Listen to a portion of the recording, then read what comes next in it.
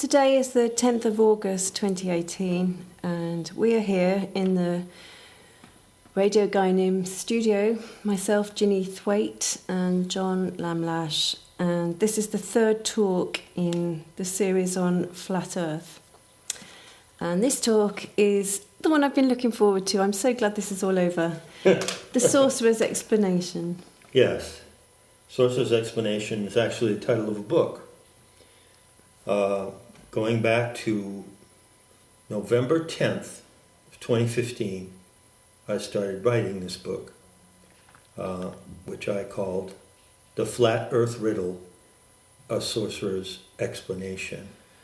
And at that time we had a team, the live journal team working. We got 10 people researching it for me. Yeah, 10 people all over the world that engaged in deep research. 3 months solid. I mean, all of us were looking at it for a good 6 months at that time, but we did 3 months of solid research on different aspects of the flat Earth theory. Right. I kind of assigned them 10 questions or points that I wanted to elaborate in writing the book so that I would know where I was coming from. So it was a considerable project, and I just pulled it out recently, and it looks like I have at least a 200-page book in the works in a rough draft. So that material will migrate now, and in the future, sometime it will be found on Nemata in the cosmology courses. Nemata.org. Nemata.org. Mm-hmm. Okay, so to start, you finished the last talk in this series, talk 2, asking the flat earthers a question. And the question was, can flat earthers admit there are two interceptable factors to flat earth theory? So that's the edge and the bottom of the plane. Yes. Can they admit that they posit or postulate in their paradigm a world disk with an edge and a bottom? And can they accept that, just for the sake of discussion, so we're on the same page, that those two factors are imperceptible? And as we're speaking at the moment, nobody on the MED channel has offered an answer to that question. Neither has anybody offered an answer to my question about how do they equate and calculate the distance to the horizon that they are observing. So these questions are not to be a cause for people to get at each other's throats. I mean, these are fascinating questions. Good luck. Yeah, good luck. Good luck with that. No, really, I'm being the nice guy here. Nice, yeah, you're being foolish. Yeah, I'm being kind. I'm being the kind guy. Kind, nice, and foolish. But it's coming down to the end. I'm not going to be the kind guy so much anymore. So, can I bring up the email that we received now? Concerning what? The last talk we talked about the flat Earth theory being a psychological operation on humanity. Yes. You asked me what I thought it was, and I said it's to split the truth-seeking community. Many people have said that too. Right.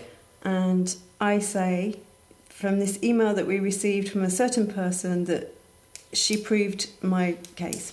Unfortunately and sadly, that is true.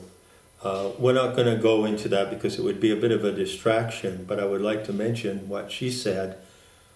Oh, it's sad that you, John Lash, who has taught us so many things, falls for this deceit. The biggest lie the Zenosh have ever told, she said. And yeah. She's German. She's German, and she thinks that this is the biggest lie the Zenosh have ever told. I am gobsmacked. I'm completely incredulous that a German would say that this is the biggest lie that the Zenosh have told, the Jews have told. So there you go. We're not going to dwell on that. It's just another example of how messy this gets and how people get at odds with each other. So I'm going to be really kind and say what I've already said. Let's regard the flat Earth, spherical Earth controversy or debate as an opportunity. This is the kindest thing that I can say. It's an opportunity. But what is it an opportunity for? What kind of an opportunity is it? In the book, the Flat Earth Riddle, a Sorcerer's Explanation, I took that viewpoint from the beginning. Therefore, I did not start out, and you knew this very well at the time because you were the first one to know about the book. I said, look, I'm not going to debunk the Flat Earthers. Well, there's plenty of people doing that, isn't there? Right. That was not my intention. My intention, in fact, and that is the same intention as this talk, is to look at the questions that are raised, that are valid questions, by the Flat Earth problem. Just look at the questions it raises and see where those questions might take us. So that is how I am approaching it in this talk. And my approach is based upon the exploration of the cosmos, the inner cosmos of the psyche and the outer cosmos of the perceptible world that I have pursued all my life. And my guidelines for that exploration have been Tantra. Also, to a certain extent, yoga, Vedic metaphysics, the Vedanta. Yogic philosophy, not asanas. Right, yogic philosophy. Not the practice of asana, but yogic philosophy. Exactly. Patanjali, whom I'll mention a little bit later. Vedic and Vedantic metaphysics. And more preferably, my particular spin, which is Mayavada Vedanta. So people might ask you why you put so much stock in those kinds of writings. In the writings that have brought tantric cosmology to the world through the work of Sir John Woodruff. Right.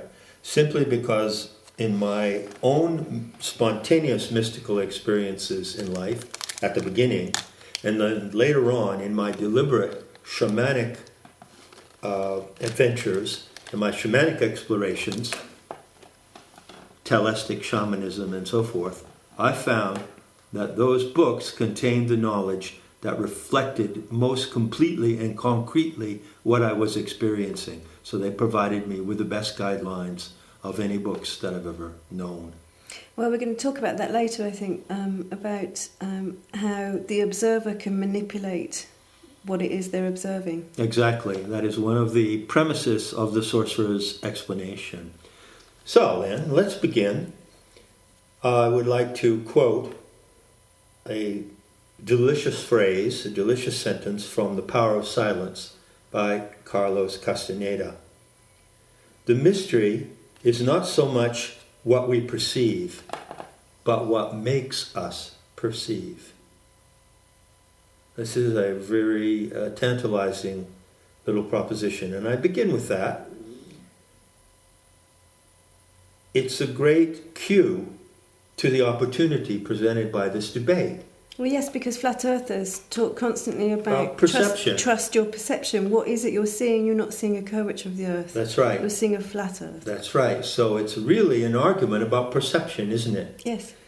But I would rephrase it in this way to give it a bit more of a bite. I would say that the argument is about the observer-observed dynamic.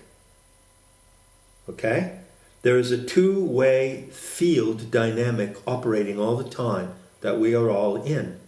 Now, in order to describe this dynamic in this book, I had to play around with a few neologisms. I chose to introduce a few terms for a syntax that is clear and steady and minimal. So instead of talking about a planet, I introduced the term the world event. And I think everyone of good will and rational mind can agree we're all in a world event, okay? I won't even say it's a planet. I won't even say we're living on a planet. We're in a world event together. So you're neutralising the disk, the plane, and the planet so that we can actually discuss and debate something. So that we can break out of the embedded syntax that might be holding us back and grasp and apprehend it anew. I also introduced the term the world setting. So what you all see right now, wherever you are, we are here in this room. Outside is the sky, there's a walnut tree, there are mountains in the distance. This is the world setting. You're all in the world setting. We're all in the same world setting. And we're all embedded in a world event, which you might call living on a planet, on a spherical planet, in a galaxy, in the universe, or you just might call it living on a disk world, which is the only thing that exists. Call it whatever you want. It doesn't matter. Set that aside and let's work with a minimal description. I also relied, this is going to cover a lot of territory, by the way, this talk. So we'll just breeze through it because I can't possibly elaborate in full every point. In writing the book, I also drew upon the concept of the assemblage point from Carlos Castaneda. And this is a brilliant explanation coming from a sorcerer or a shamanic viewpoint. So Castaneda explained that the world that you see, the natural world and even the human features of that world, houses, cars, roads and everything, is actually assembled for you out of great bands of emanations which are playing or feeding into your aura. Each of us is inside of an auric egg, you remember this.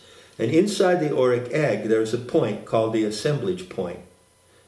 And that assemblage point, in some mysterious way, assembles the great bands or vibrations that the cosmos feeds into your auric egg so that you perceive the world that you perceive.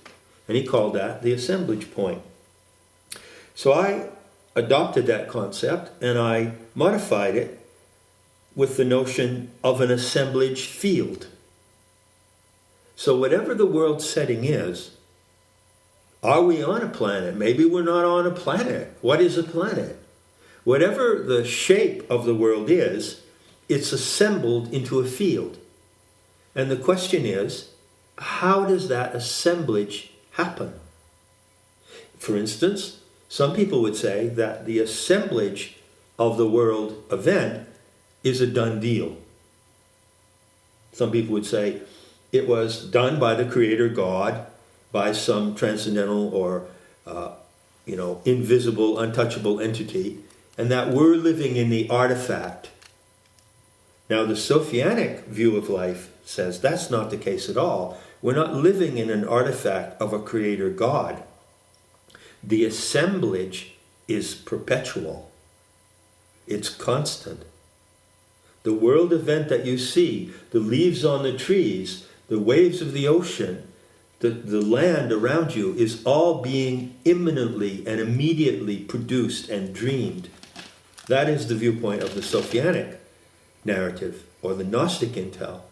So that viewpoint I prefer and I have found to be truer, and so have you, because in telestic trance that is exactly what you experience, isn't it? Yeah. You experience in a breathtaking way that the world around you is actually being assembled in front of your eyes at the moment that you're seeing it. It's not an artifact that's been done and left for you to encounter. So that perspective opens up the whole possibility of being co-creative with the world event. If it's an artifact that's already completed, you can't be co-creative with it. So you see the perspective that I'm building here. This is the sorcerer's explanation. Here's a line of pure Tantra, pure Tantric instruction. Your perception of the world event is assembled by the same powers that produce the event and the entire field of that event, and by the same principles. So the powers that design the natural world, the world setting that you're in, are simultaneously designing your perception of it. This is a tantric principle that I apply. Now, by the way, I just want to add as a footnote, in my handling of this topic, and you pointed this out yesterday, and it's really important to mention because it could mislead people. In my handling of the topic, I refer to tantric physics, and I do not rely on conventional physics to discuss flat Earth and spherical Earth, do I? No. I'll give you an example. Many spherical earthers claim that the Earth, the ball of the Earth, the sphere of the Earth, can be covered with water in a spherical form, which flat earthers say is impossible, right? Simply because there's such a trillions and trillions of mass of the planetary body, which exerts the power of gravity that kind of sucks the water and causes the water to adhere to the surface. But you don't believe in gravity? I don't believe in gravity. Neither That's do right. I. So I do not buy the gravity paradigm at all. So I am not following conventional physics. I am following the electric universe plasma cosmology physics, which, by the way, is in development, but it beautifully complements the Sophianic vision story, Sophianic cosmology. So I don't want to segue too far off piste here, but that was one of the questions you got your research team to look at. You know, the lies of science. Science has been totally polluted by a certain tribe. yes, A lot of it is based on Einsteinian theory, who was nothing but a plagiarist. right, and a complete fraud. It's And a been complete proven. fraud, yeah. So I just want to make that clear that you don't base your scientific knowledge on. In fact, I heard you say once that you were going to spit the word science out of your mouth for good. Well, I've probably have done that in one way or another. Yes, it's important to reassure those listening that I do not buy the conventional scientific package at all. In fact, I think this flat Earth, spherical Earth debate is a great opportunity to discover a new and true physics. We're on the threshold of a new and true physics. Let's take that opportunity. Tantric principles. I mentioned in the MED, in one of the early talks, something that I called the principle of semblance. And I apply the principle of semblance here in the Sorcerer's explanation. I just stated the principle of semblance actually in one way. The principle of semblance can be stated in a paraphrase also in this way. The cosmic forces that design the world event also design the human instrument for perceiving it.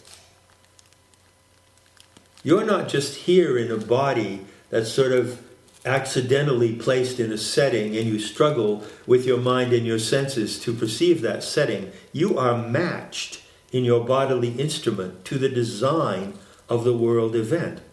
This is tantric physics. I don't think you find this anywhere else. Might be wrong. If I am, please inform me in a comment. So, for instance, another statement that you find in Woodruff goes like this, my paraphrase. The vibration of any object, like a tree or a mountain, and the modifications of the mind that apprehend that object arise from the same source. This is also the principle of Patanjali's yoga metaphysics, where he calls the modifications of the mind chitta vritti. Chit is the Sanskrit word for consciousness, and vritti means vibration. So for you to perceive anything, you must emanate and produce in your brain and in your body vibrations, a set of vibrations. And those vibrations go out and they meet what you're perceiving and they give you that perception. So the tantric insight is that both the object and the mind that perceives it are of the same design. This is also called in Tibetan Buddhism samarasa, having the same taste. Now these are sublime concepts. I mean, I'm talking here from the highest level of my experience as a shaman. This is the best intel that I have. And I've shared it with people. And you're sitting there looking at me, and I know that in both telestic sessions and not in telestic sessions, much of what I say has been verified for you. Yes. Yes. And others as well. Yes. So, now we come to a subject that needs to be clarified in order, again, to have the right context, the right syntax to guide us ahead steadily, to move ahead steadily. And that concerns this problem of primary and secondary qualities. Okay? So let me just read a definition from the internet. Primary qualities are thought to be the properties of objects that are independent of any observer, such as solidity, mass, extension, motion, number, and so forth. Quantity, number. These characteristics convey facts. They exist in the thing itself, they can be determined with certainty, and they don't rely on any subjective judgments. For example, if an object is spherical, no one can reasonably argue that it is triangular, because those are primary properties. Secondary qualities are thought to be properties that produce sensations in the observer, such as color, taste, smell, touch, sound, subjective impressions. They can be described as effects that things have on the observer. Knowledge comes from the secondary qualities, but it does not provide objective facts about things. So this is a big, big deal if you study science. But it's an error. According to tantric physics, this is not true. But even if you don't include tantric physics, scientists measure things and they're only doing it because they are expecting to get certain results and they're going to measure those results. So merely the fact that they are looking for those results is going to affect the results that they get. That is indeed the case. And the tools that they use to define and describe the primary properties like mass, extension, are just tools. They're like geometry is just a tool. Numbers is just a tool. You hear it often said by some scientists today, numbers are the language of nature, right? Wrong. Numbers are not the language of nature. Numbers are a tool system devised by the human mind to describe how nature works. Nature is beyond numbers, So that's a very good point, Ginny, because scientists are limited by the tools they use. And they can't measure everything, How does a scientist measure love? Love for an animal, love for another person, love for a family member. You can't measure that. Not everything is measurable. And not only that, but a lot of the measurements that they claim to have made, in which they enshrine in the body of scientific knowledge, are completely specious and fantastic. For instance, they claim to have measured the mass of the Earth. How can they do that? I don't fucking believe what, that. Really big fucking scales? Yeah, right. They claim to know the volume of the ocean. Oh, come on, They get lost in the products of their own tools, and they end up taking the readings of their instruments as the actual properties of the world, and this is one of the big perils of science. By the way, I hadn't put this in my notes, but I can't pass this up because I will bring up here the name of someone that we both dearly love, and that is Wilhelm Reich. Yep. And if you go and read, and it's a joy to read, and it's a short book, Cosmic Superimposition by Wilhelm Reich, you will see that he says two things that are absolutely brilliant and, in my mind, irrefutable. First, and I love this, exact quote, "Sensation is the greatest mystery of natural science," end quote. Well, the problem with scientists is they don't look at their own sensations. They don't deal with their own readout of their own bodily physical instrument. They're dealing with instruments that they created, with prosthetic instruments. They're walking with crutches when they could dance with the power and revelation of the body-mind. They ignore their own sensations. They're ignoring the biofeedback. To the world event. Yeah. We're in a biofeedback loop to the world event. They discard that and they say, no, only these instruments that measure the primary properties can tell us how the world really is. And the other point that Reich made was that scientists err more and more. Science tends to become more and more deviant to the extent that scientists do not pay attention to the secondary properties. What they smell, what they taste, what they touch.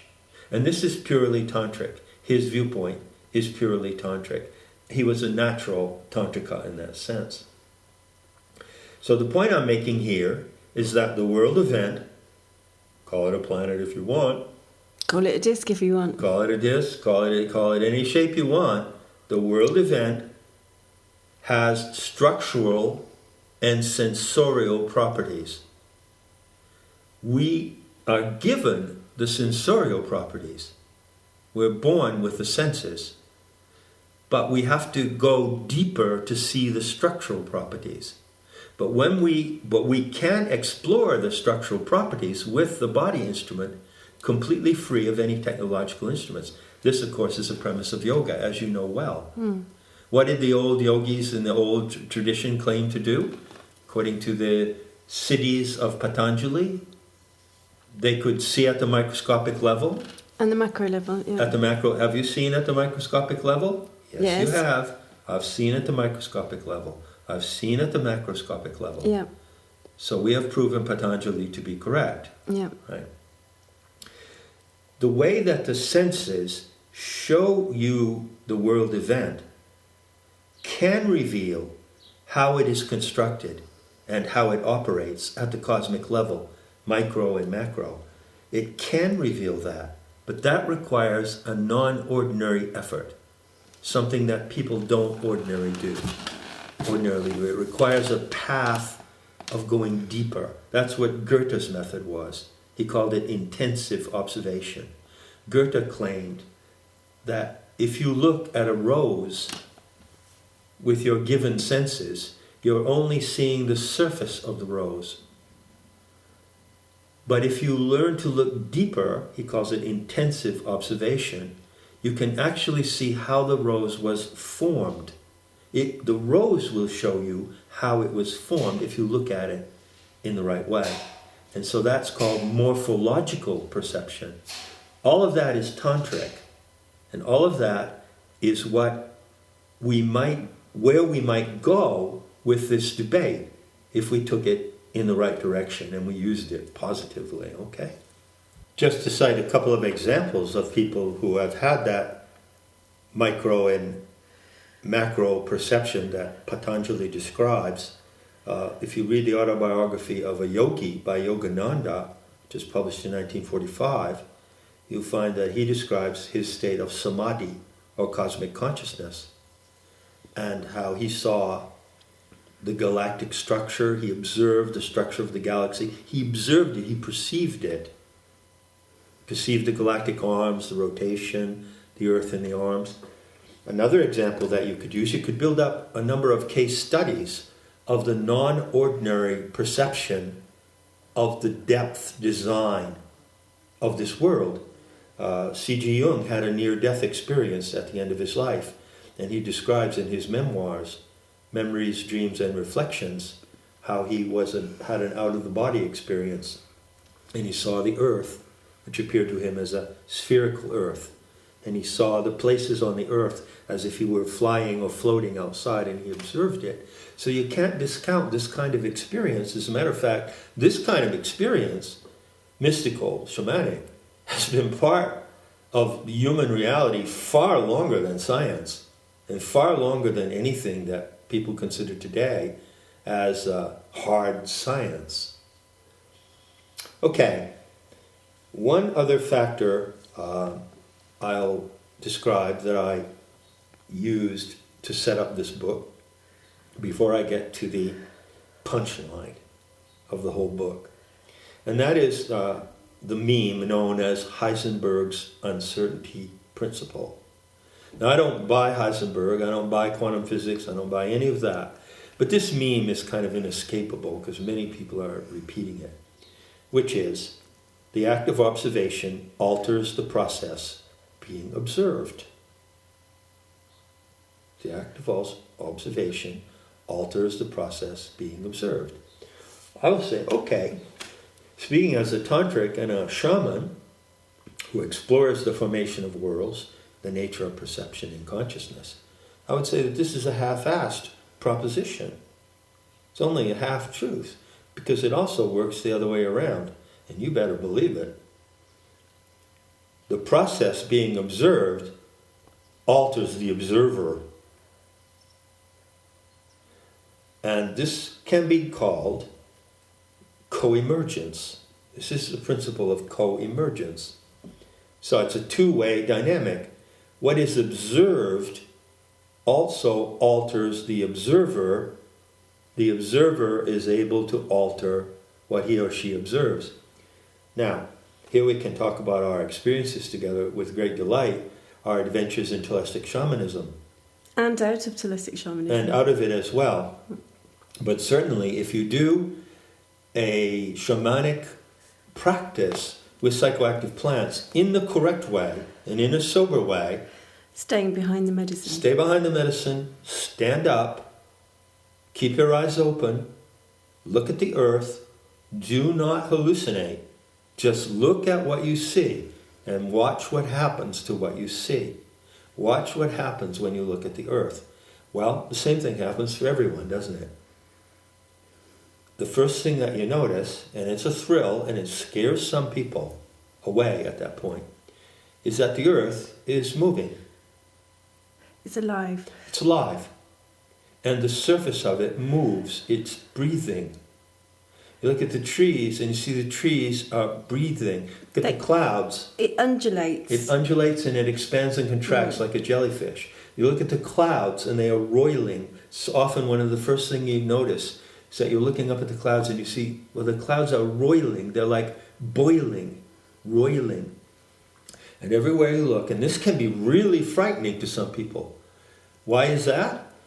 Because in the rigorous practice, the correct practice of shamanism, you surrender yourself to feel the impact of the greater power of the earth. And some people can't handle that surrender. Well, it's because they can't surrender at all. Surrender their ego, which you have to do. That's right. You have to let your ego drop. And you have to be able to receive the impact. It's an impact. And when that impact hits you of the life force pouring out of this living entity, call it a planet. We call it the planetary animal mother because it's like an animal. And many people have experienced these same effects. The trick is, if you're going to be a trained shaman, you have to hold steady and sober with these effects. You can't freak out. Some people, first of all, get really nauseous when they see the earth undulate. And I tell you, it's not an easy thing to handle. I remember so well standing on Infinity Ridge and looking out at the Sierra de Libar. And when you see an entire mountain range moving like a snake, the back of the mountain range, like it is the body of a great, great snake, you can get the heaves like a sailor on the high seas. And you can get ill. It can make you ill. You do not see that in ordinary perception. You are benevolently restricted from seeing that in ordinary perception. Because if you did, you wouldn't be able to function. But in non-ordinary perception, you go in quest of that perception. So the observed, which is the world event, impacts the observer. And when the observer is impacted, that's when the co-emergence takes place.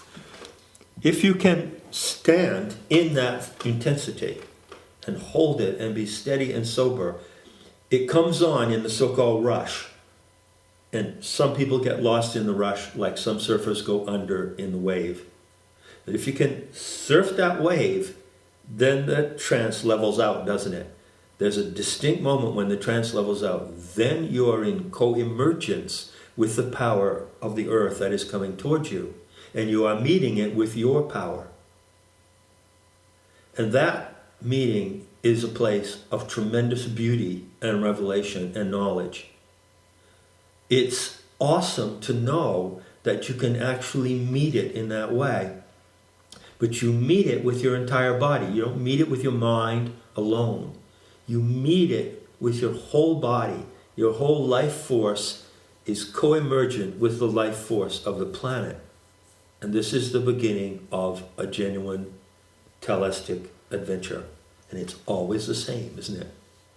And then the adventure goes wherever you go, depending on the questions that you bring to that moment. So what is observed is the world event in its totality. This is another thing that you realize in a shamanic trance. It's very paradoxical. At any moment, you are in the world event. Can we agree on this language? Okay? But due to the way that the world setting is arranged, you're only seeing a limited part of the world setting. But the paradoxical thing is that when you reach that state of trance, you realize that you are actually in touch with the entirety of the world event at that moment. You're not limited by just what's in the local horizon. And that's something that can't be explained. That's something that you have to undergo to know what I'm talking about.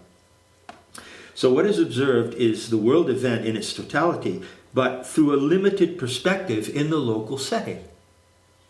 You are always looking at the totality of the earth, the ground, and the sky. The foreground is incidental.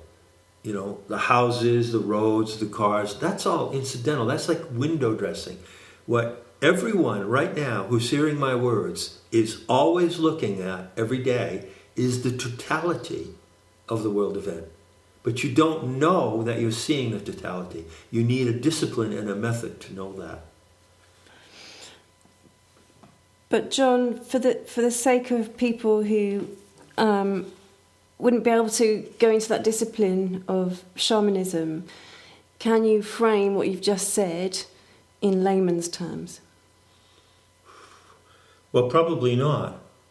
You know, there is something that you learn when you study comparative mythology and anthropology and all these sciences that have attempted to interpret our experience in this event. It's not observed very much anymore, but I'd like to bring it back to the consciousness of the world, and that is the boundary between the sacred and the profane. As long as you live in the profane and the mundane, you're not going to know that you are witnessing the entire world event. The world event is, the entirety of the world event is reaching everyone right now. It's reaching you, but you don't know that in the profane or ordinary state of mind. In order to know that, you have to reach toward it. I mean, isn't that fair enough? It's reaching you. The whole presence of the earth, of this world event, reaches you every day. You have to reach toward it in turn, in reciprocity. And that practice takes you into the sacred. And if you don't undertake that journey into the sacred, you're staying in the profane. You're staying in the profane. It's just the way it's set up. Okay? Because, well, like you said, it would be, you know, you would be totally confused and seasick if you had the entirety of what you're describing in your everyday life. Pouring into your body all the time. Of course you would. So let's accept that the boundary between the sacred and the profane is designed into the system as well. And it's designed as a functional feature. You know, you can't function. I'll tell you, when you're in a telistic state, you don't want to be at Kmart. You know? When you're in a telistic state where you're open to the inpouring of all the power and beauty of the world event, you don't want to be in public. Because you can't handle that in public because it's not... We're designed to be creatures of a culture where we have agreed forms of behavior, and then you go out of that culture when you go toward the sacred. So would it be correct to say here, we all have a psychic shell? Yes, we do. So it would break the psychic shell and drive you insane? Yes, it would. That's in fact.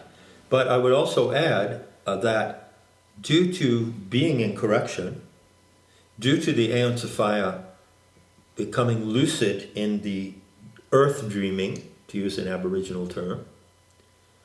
And due to the fact that the Aeonic Mother has agency, and due to her hacking into the ordinary banal levels of human consciousness, due to all these momentous developments, if you live in her story and if you love and revere the power of her dreaming, she will bring you to this beauty. She will bring you to the same, or the equivalent, I would say, not the same, but the equivalent of what a Gaian shaman experiences in high telestic trance. She wants her children with her in that way. And she invites them. So you're not excluded if you don't practice telestic shamanism with psychoactive plants. Because not everybody should. Because not everybody should. Really. And we've learned that lesson. The hard way. The hard way, right? So now I'll come to the punchline, and the word that I invented, which is sort of the gem of this book, and that word is based on the word phenomenon. Phenomenon literally means that which appears to view, that which presents itself to your view is a phenomenon. And it's from the late Latin phenomenon, meaning appearance, which is also derived from the Greek phenomenon, meaning a thing appearing. And that is a neuter present passive participle of the Greek pheno, meaning I show. Pheno in Greek, if I say to you, I show you something, pheno, I show. The divine presence of the planetary event, which I call the Aeon Sophia, shows herself to you in phenomena. Phenomena is not a veil or illusion or delusion or distraction. She's in that phenomena. She's dreaming it as I speak. It's imminent. It's not something that's over and done. It's an ongoing dream. And she invites you to come to her in this dream. So I coined the word phenomorphic based on the word phenomenon. And phenomorphic means the way that appearance shifts in interaction with the observer. So the world event is phenomorphic. It will shift in your perception as you interact with it. Now if you're a zombie, and if you're dead, and if your life force has been, what will we say, damped down to almost nothing by the immersion in the IT world, and if you're attached to an IT device, and if you're not in touch with your senses and your sexuality and the delight of being alive, you won't have any of this. So there's a certain part of humanity that doesn't have that and can't have it. That's called Anthropos 10. And we discovered this term when we were investigating the midwife toad, right? Like the Pepe frog toad meme. What is it called? Apoptosis, which is just a fancy term for the shedding of dead skin. So some of humanity today that cannot bring itself to these sublime experiences will be shed like dead skin. But a new humanity will be born in this dreaming encounter, and that is Anthropos 11. So the world event is phenomorphic. It shows itself to you in a way that reveals both how it is designed and how you are designed. But you have to look into it with a non-ordinary view, and you have to bring reverence and passion and love to what you behold in order for that to happen. So you can do this just from a love and appreciation of nature? Yes, you can. Which is innate to the human animal, but has been, somebody who hates nature and who is biophobic. And I wouldn't know, is there any particular tribe of the human species who is biophobic. Anyway, somebody has tried to break that bond. Disconnect us. Yeah, and disconnect us from nature. And of course, this was a great theme of the Romantics. Goethe was a Romantic. And it's no accident that those Romantic dreamers of that movement, 1775 to 1820, were Shermans. And it's no accident that most of the genuine science that we have today in the world came from Germans. Genuine natural science. Genuine natural science came from Germans. It's no accident, because they had an innate disposition to this dreaming knowledge, this dreaming apprehension of the living dream. Sophianic message is simple. It says that you are a character living in a dream of another entity. And you are both a character in that dream and you are a biological creature in that dream. This is a great message of the Sophianic vision of life. So in the Sophianic cosmology, the pleromic aeons, as we call them, the gods of the galactic center, are those who emanate the world event. They emanate the field of the galaxy. And within that field, Sophia herself emanates the planetary world event. And they do it in such a way that it appears to you so that it invites you to interactivity. And I must stress, though, that interactivity is achieved through your entire body instrument. It's not achieved simply by the mind or even simply by the heart, but it's achieved by mind, heart, senses. And your sexuality is what grounds you in the telluric field of the earth. Oh, and there's been another attack by a certain biophobic tribe on humanity's sexuality. Has there? How did that come about? Pornography. Pornography, that's right. You'll find that human sexuality is under attack from the enemies of life and the archonic agents on the planet. Well, your sexuality, which is an expression of this force called Kundalini in your body, is actually what grounds you into the earth and connects you with nature. Kundalini is a grounding force. And so the enemies of life have done everything they can to distort and profane sexuality so that grounding force is unstable. So we're coming up to the 47-minute mark. I think you've got a little way to go yet, so shall we end this one here?